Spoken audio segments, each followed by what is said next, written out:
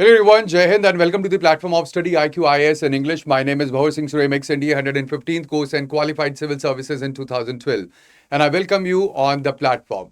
Now recently we have seen that there had been Oil India's historic strike in the Andaman Sea, and ultimately the state-owned Oil India Limited, it has successfully established the presence of the natural gas in its third exploratory well, that is Sri Vijayapuram 3 in the Andaman Shallow Offshore Block. Now, this well, it is located just 15 kilometers off the east coast of the Andaman Islands in the Andaman Sea. And when it comes to the depth, so over here you can see that it had been drilled at the water depth of 355 meter to a target of geological depth of more than 1,900 meter. And over here, the major indicator is that it had been confirmed that the oil reserves and the natural reserve over here, they were confirmed in the Eocene formation through the continuous gas flaring during the complete testing. And this is very critical and important for India. Now, over here, you have to understand that when it comes to drilling, so there is shallow and the deep water drilling. Now, the major criteria is the technical threshold. When it comes to the shallow water or the shallow drilling, so there is offshore oil exploration that happens at the water depths of under 400 meters. And when it comes to this third oil well, that is Sri Vijayapuram 3, it sits at 355 meters depth, that is, it is in the shallow deep boundary. Then comes the deep water exploration, and this is where the exploration depths are between 400 to 1,500 meters. And if it increases beyond the 1,500 meters, so it is called as the ultra deep water exploration. And there is extreme pressure when it comes to the extra or the ultra deep water or the deep water exploration wells. Now you can understand this with the physics and the challenges as well, because when it comes to the equation of the state or the real gas law that is there, it is PV is equals to nRT, or PV is equal to Z nRT, where Z is basically the gas compressibility factor. Now, under the deep sea floors, there is extreme pressure that is of the water that lies above. And ultimately, that compresses the natural gas, and it requires that there should be advanced metallurgy to prevent the blowouts. So thereby, the gas or the natural gas, it behaves differently at the different depth that happens into the offshore exploration. Now, over here, when it comes to this complete discovery, you can see that the block was awarded to the Oil India Limited under OALP 4 licensing round, and this block was awarded to Oil India Limited. Then later on there was seismic survey where acquisition of 600 square kilometer of high definition 3D seismic data was done to map the subsurface rock layers. The first strike was in September 2025, where the gas was discovered in the Sri Vijayapuram 2 oil well, launching the appraisal plans. And in June 2026, there is the Vijayapuram 3, which had confirmed the commercial viability at 1,900 meter depth with the pressure build up for the natural gas that had been found over here. And this discovery had been hailed by the Petroleum Minister, Mr. Hardeep Singh Puri, and he have said that it is only a matter of time before we can find a big Guyana in the Andaman Sea. Now, over here, parallel had been laid down between Guyana and India. Now, when it comes to Guyana, you will see that there are proven offshore discoveries that have transformed the complete national energy sector of Guyana, where they are the major global producer of the natural gas and the oil reserves, and they are completely discovery or the discovery of the natural gas reserves in the offshore region had completely restructured the national GDP of Guyana as well. Now, when it comes to Andaman, so over here, there is the early stage preliminary discoveries that had been made, and the testing is underway right now.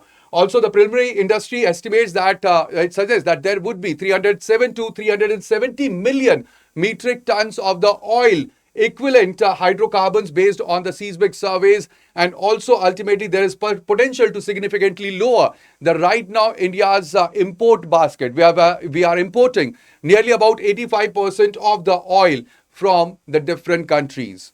Over here, this is very important because when it comes to the crude oil, we are nearly about 85% dependent on the oil import. For the natural gas also, we are dependent for 50% of the import. And for coal, although India is the major producer and also we have the reserves of the coals in India, but then for the coal also we are dependent for 22% of the coal import.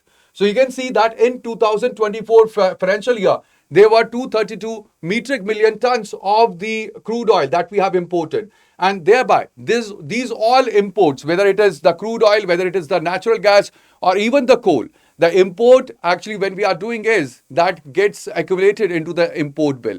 And you can see that import bill is nearly about $150 billion.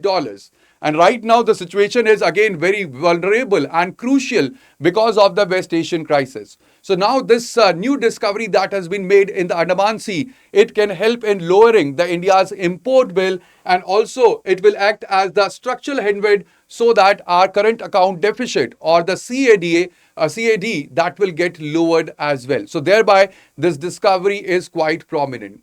At the same time, when it comes to the Andaman Sea, so over here, this is also very important region when it comes to the strategic, position of the Andaman Sea. Because over here, you can see that over 60% of the global trade and 80% of the China's energy imports, it transit through the Strait of Malacca.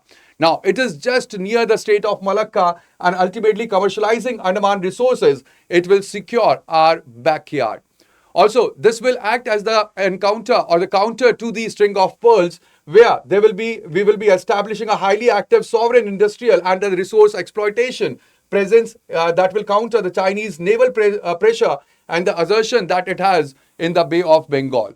And also it will strengthen India's position, because ultimately as a maritime anchor of the Sagar or the Mahasagar doctrine and vision, where there is security and the growth for all in the region, so this will improve India's position, and it will also improve the joint coordination or the joint patrols that happens into the region along with the different nations that are located in the Indian Oceanic region. But right now, it is presenting a very bright picture. But there are certain challenges as well that we must understand for the deep water drilling. The first one is about the capital expenditure. Because when it comes to drilling the offshore wells, so they are highly cost intensive. When it comes to the phase one of the exploration of the 4 wells alone, so this has demand of more than or over 2,500 crore rupees. Also, there is the severe technology gap where it comes to India. So we lack the indigenous deep water vessels and subsea blowout preventers as well. And that has created the high dependency on the Western partnership for the oil exploration in the offshore region.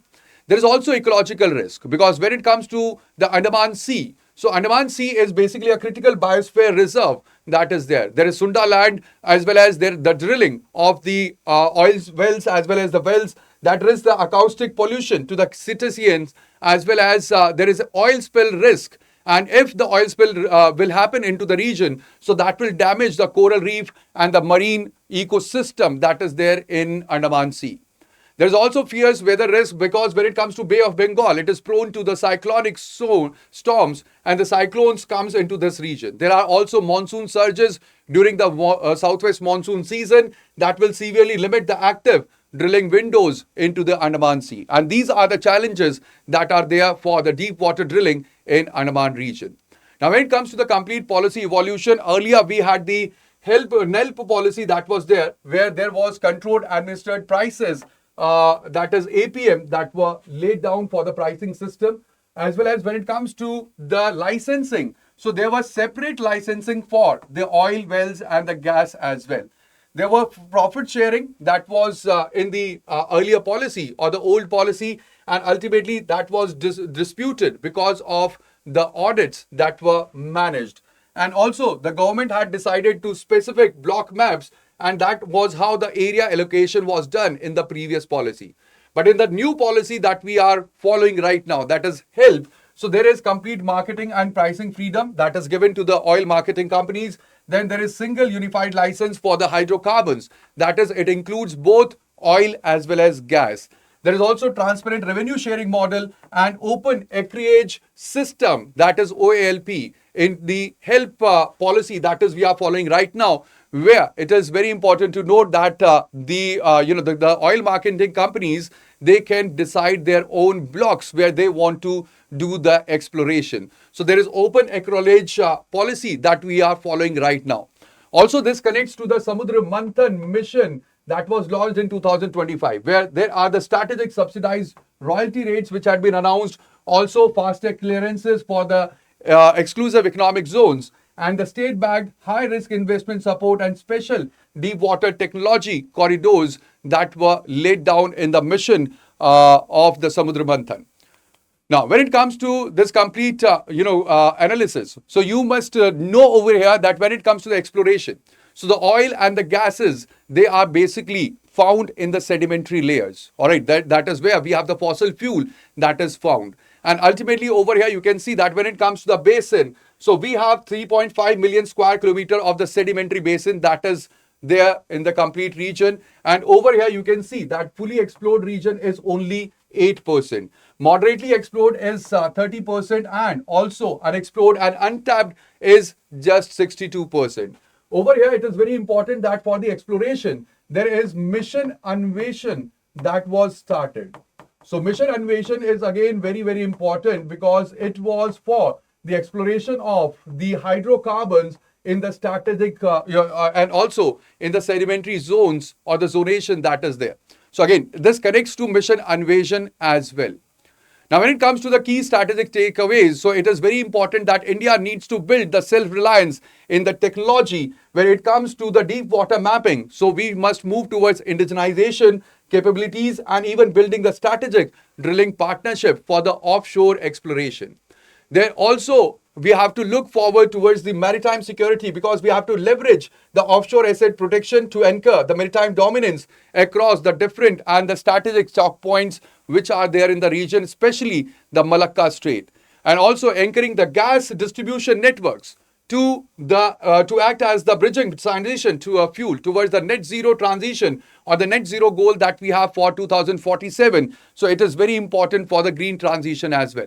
And these are the important key takeaways that you can get from the recent gas discovery or the natural gas which had been discovered in the Andaman Sea region. So that would be all in this video. And along with this, I would like to remind you that if you are preparing for the civil services for 2027 or 2028, then you can join the GS Foundation course, that is Resolution P2I badge in English. And for enrolling into this, you can use the code that is BRS Live for the maximum discount. So that would be all. But at the same time, do not forget to like, share, as well as subscribe to our channel so that you do not miss any of the updates. Thank you. Bye-bye. Take care and Jai Hind.